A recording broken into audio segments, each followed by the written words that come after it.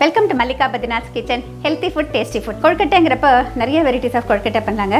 அதுலேயும் இன்னும் கொஞ்சம் ஆரோக்கியம். பொதுவாக கொழுக்கட்டைனால ஈஸியாக ஜீரணமாகும், நல்ல ஆரோக்கியமானது நம்ம எல்லாருக்கும் தெரியும். முடிஞ்ச வரைக்கும் இன்னும் என்னெல்லாம் அதில் பண்ணலாம் அப்படின்னு சொல்லிட்டு பார்த்தா, முளைக்கட்டிய பயறு உபயோகப்படுத்திட்டு ஒரு கொழுக்கட்டை இப்போ நான் உங்களுக்கு செஞ்சு காமிக்க போகிறேன். முளை பயறு கொழுக்கட்டை எப்படி பண்ணுன்னு சொல்லிட்டு பார்க்கலாம். என்ன பொருட்கள் தேவைன்னு சொல்கிறேன். கிளறிய மேல் மாவு, கொழுக்கட்டை மாவு தேவைப்படும் அளவு, முளைத்த பச்சை பயிறு 1 கப், தேங்காய் துருவல் அரை மூடி, பச்சை மிளகாய் 2 அல்லது 3, உப்பு தேவையான அளவு, எண்ணெய் சிறிதளவு, தாளிப்பதற்கு தேவையான கடுகு. இந்த முளைத்த பச்சை பயிறு பார்த்தீங்கன்னா நம்மளுக்கு புரத சத்து மட்டும் கிடையாதுங்க, நல்ல கார்போஹைட்ரேட், அதோட விட்டமின் சி ரிச்சு, எல்லா விதமான சத்துக்களும் முடிஞ்சது. இதையும் தேங்காய் துருவல், பச்சை மிளகாய், உப்பு சேர்த்து இந்த மாதிரி கொரப்பாக அரைச்சி எடுத்துக்கணும். அதிகம் தண்ணி விட வேண்டாம், இந்த மாதிரி அரைச்சி எடுத்துக்கலாம். நைஸாக அரைக்கக்கூடாது, இந்த மாதிரி கோர்ஸாக இருக்கணும். வானிலையில் 1 டீஸ்பூன் எண்ணெய் விட்டுக்கலாம். இதுக்கெல்லாம் அதிகம் எண்ணெய் பிடிக்காதுங்க. எண்ணெய் சூடானதுக்கப்புறம் கடுகு சேர்த்துக்கலாம்.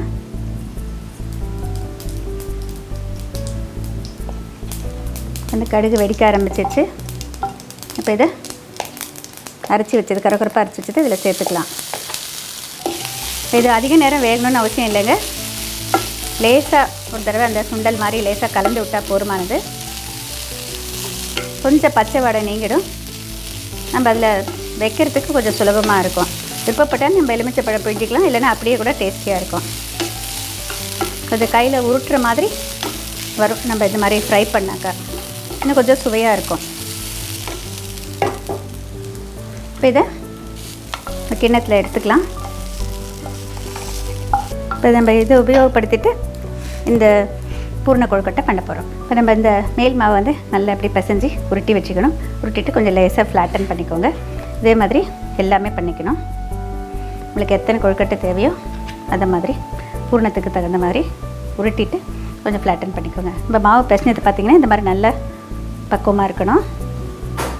இது சரியாக இருந்தால் தான் உங்களுக்கு கொழுக்கட்டை நல்லா வரும். நம்ம இந்த மாதிரி உருட்டி வச்சுட்டு மூடி வச்சுக்கோங்க. உங்களுக்கு ஒரு சிம்பிள் மெத்தட் சொல்லித்தர போகிறேன். இந்த மாதிரி பிளாஸ்டிக் ஷீட்டு சின்ன சின்னதாக கட் பண்ணி வச்சுக்கோங்க. கொஞ்சமாக இதில் எண்ணெய் பூசிக்கலாம். இந்த ஒரு உருண்டை எப்படி பண்ணுதுன்னு சொல்கிற பாருங்கள். எப்போவுமே இந்த கையில் கொஞ்சம் எண்ணெய் தொட்டுக்கிறதுக்கு வச்சுக்கணும். இதை லேசாக இப்படி தட்டிக்கோங்க இந்த ஷீட்டில்.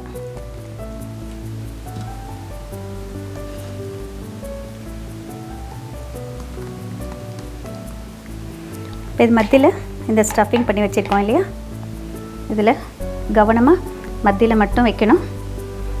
ஓரத்தில் போச்சுன்னா ஒட்டிக்காது, அதனால் இந்த மாதிரி கவனமாக வச்சுக்கோங்க. இப்போ இந்த பிளாஸ்டிக் ஷீட்டை அப்படியே கவனமாக இப்படி மடிங்க.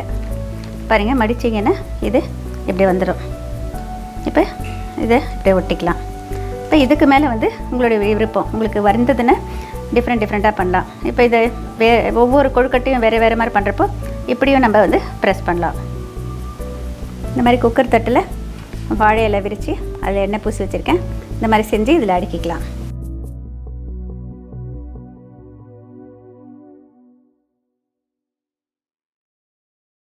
இது ஒவ்வொன்றும் ஒவ்வொரு மாதிரி நான் செய்கிறது உங்களுக்கு சொல்லித்தரேன். இப்போ இந்த மாதிரி ஒரு ஃபோர்க் எடுத்துக்கோங்க. இப்போ பாருங்கள், இந்த ஃபோர்க் எடுத்துகிட்டு இப்படி லேசாக இப்படி ப்ரெஸ் பண்ணால் இது ஒரு டிசைனாக வரும். நம்ம மோதகம் பண்ணுறதுல பண்ணலாம், இல்லைன்னா சமோசா பண்ணுறதுல பண்ணலாம், இல்லைன்னா கையில் பண்ணால் இந்த மாதிரி பண்ணலாம். இப்போ பாருங்கள், இது ஒரு டிசைனாக இருக்குது. இதை இப்படி வச்சுக்கலாம். இப்போ இது ரெடி பண்ணி வச்சுருக்கிறது இதுக்குள்ளே வைக்கலாம். கிட்டத்தட்ட 10 நிமிஷம் ஸ்டீம் குக் பண்ணணும். உள்ளே இருக்கிற தண்ணி கொதிச்சதுக்கப்புறம் வைக்கணும். ஸ்டீம் வந்ததுக்கப்புறம் 10 நிமிஷம் வேக வைக்கணும். வேக வச்சாக்க உங்களுடைய கொழுக்கட்டை தயார். இப்போ இந்த ஸ்டீம் வந்ததுக்கப்புறம் பார்த்திங்கன்னா ஒரு 10 மினிட்ஸ் ஆகிடுச்சு. நல்ல ஒரு வாசனை வருது. இப்போ இதை ஆஃப் பண்ணிவிட்டு திறந்து பார்க்கலாம். திறக்கிறப்ப கொஞ்சம் கவனமாக திறக்கணும், வெயிட்டு போடக்கூடாது. இது பாருங்கள், நல்லா ஆவி பறக்குது. மேலே ஒரு ஷைனிங் வந்துடுச்சு. இப்போ இந்த கொழுக்கட்டை தயார். எப்போவுமே இது முடிஞ்சதுக்கப்புறம் அப்படியே சுட சுட எடுத்திங்கன்னா உடஞ்சி போயிடும். ஒரு நிமிஷம் கொஞ்சம் அந்த டைம் கொடுத்துட்டு அதுக்கப்புறமா எடுத்து நம்ம வேறு கிண்ணத்தில் மாற்றி வைக்கணும். இந்த கொழுக்கட்டை தயாராகிடுச்சு. உங்களுக்கு தெரிஞ்சுக்கிறதுக்காக டிஃப்ரெண்ட் டிசைன் செஞ்சு காமிச்சிருக்கேன்.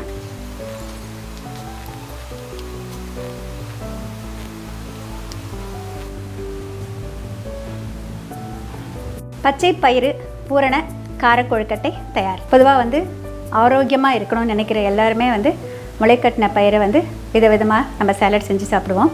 அதை உபயோகப்படுத்தி சுண்டலும் பண்ணுவோம். ஆனால் அதே மாதிரி நம்ம கொழுக்கட்டையும் இன்றைக்கி பண்ணியிருக்கோம். ரொம்ப சுலபமாக ஜீரணமாகும். நமக்கு தேவையான சத்துக்கள் எல்லாம் இதில் கிடைக்கும். ஆவியில் வேக வைக்கிறதுனால ரொம்ப செய்கிறது ரொம்ப சுலபம். அதிகப்படியான கலரிஸ் இருக்காது நம்மளுக்கு. இந்த மாதிரி கொழுக்கட்டை வகைகள் தான் நம்ம வந்து விநாயகர் சதுர்த்திக்கு விநாயகருக்கு படைக்கிறோம். அன்றைக்கி தான் பண்ணணுங்கிற அவசியம் இல்லைங்க. எப்போ வேணால் நம்ம பண்ணி சாப்பிட்லாம். செய்கிறது ரொம்ப ரொம்ப சுலபம். இது ஸ்ப்ரவுட்டட் green gram பூரண கொழுக்கட்டை. பூரண means that is what we keep inside the stuffing. It is very very simple, at the same time very tasty, very healthy too.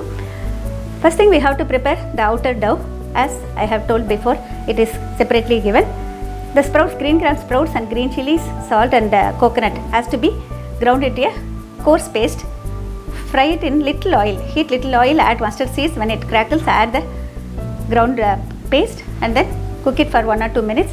Take it out, allow that to cool. Use this as the stuffing. Prepare different shaped kolkattai as I have told. It's very very simple. You have to steam cook it for 10 minutes. Very tasty too.